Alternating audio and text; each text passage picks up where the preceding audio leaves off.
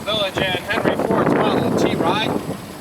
My name is Brian, and as we ride around the village, I'll tell you a little bit about the Model T. Where are you folks from? Massachusetts. All right. Model Ts were in production from 1908 to 1927. Originally, they were built in the Paquette plant, which is located in Detroit. Production was moved to the Highland Park plant in 1910. At that time, a Model T cost $850 and was available in red, green, gray, or blue. Early on, Model Ts were built at a station, where parts are brought to that station and the car was assembled by hand. It took about 12 hours to build a Model T. Mr. Ford wanted to build a car for the great multitude, so they were constantly looking for ways to build cars cheaper and faster. In 1914, they started building cars with the continuously moving assembly line, and that reduced the time to build a Model T to 93 minutes. And it reduced the price to $500. And that's when you could get a Model T in any color, so long as it was black. Because black was the cheapest color paint available at that time. In that year of assembly line production, they built over 300,000 Model Ts. And that was more vehicles than all the other car companies combined. Mr. Ford revolutionized the working world when he offered his employees $5 per day. That more than doubled the current wage at that time. He also reduced the work day from 9 hours to 8 hours. And those reforms brought people from all over the country to work at Highland Park.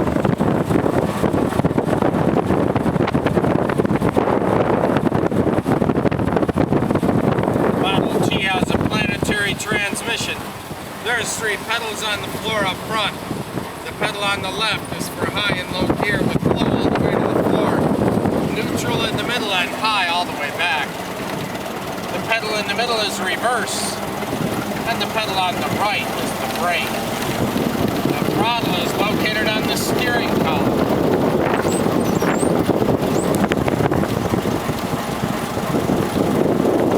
Model Ts were so popular because they were economical and dependable. The strong, lightweight steel it was made of, its flexibility and high ground clearance made it an excellent car for the poor roads of the day. Only about 10% of the roads are paved at that time. By 1918, 50% of all cars on American roads were Model Ts.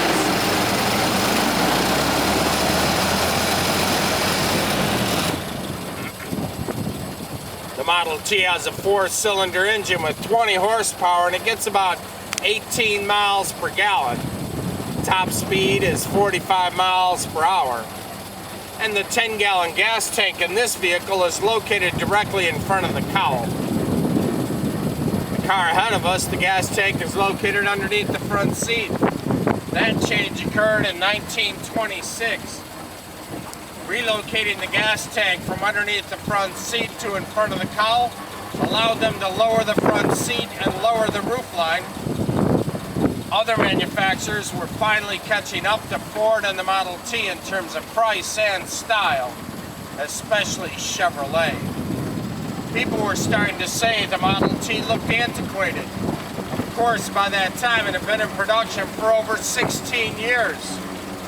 Ford made that major change to the Model T to make it look more stylish, to then better compete against Chevrolet.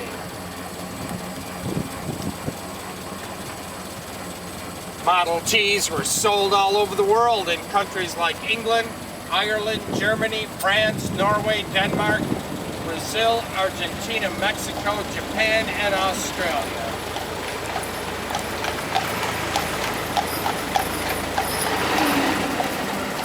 Eventually, Model Ts are being built in over 20 different countries.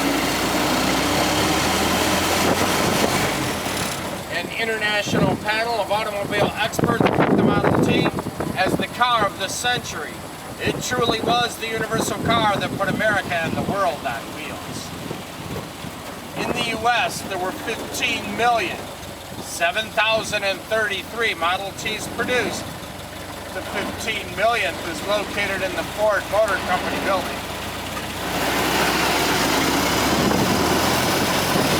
The gray building behind the loading dock, that one is green because again in 1926 and 27, they offered Model Ts in different colors.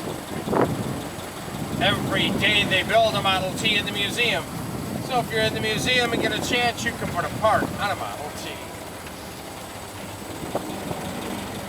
I should say the Model T because they take it apart every night so they can build it the next day.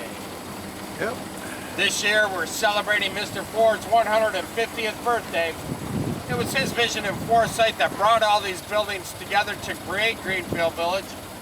His own birthplace is located around the corner of that white building.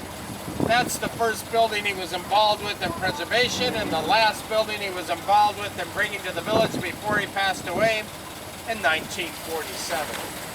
That building came from just a couple miles away.